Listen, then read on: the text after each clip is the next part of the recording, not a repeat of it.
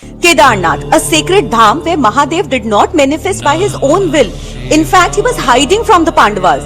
But what had happened that Mahadev did not wish to meet the victors of the Mahabharata, the very protectors of Dharma.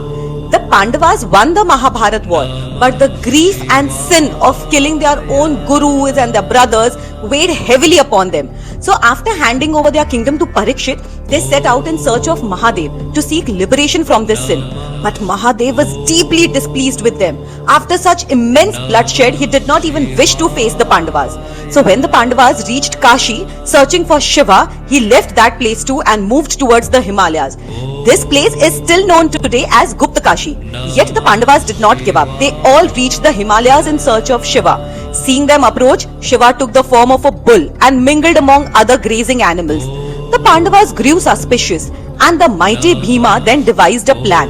He assumed a gigantic form and spread his legs between the two mountains. All the animals passed between his legs, but one bull stopped there. Now Bhima's suspicious turned into certainty. He ran to catch that bull. Mahadev immediately began to disappear into the earth, but in haste Bhima managed to grab the hump of the bull. Bhima's stubborn determination and deep repentance could no longer be ignored by Mahadev. Moved by the devotion and unwavering resolve of the Pandavas, Mahadev then granted them his divine darshan and freed them from the sin of killing their kin.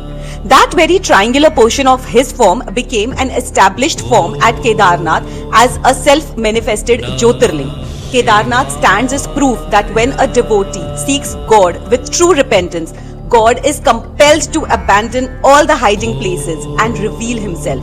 And now, if you have visited Kedarnath or ever wish to go someday, write Har Har Mahadev in the comments.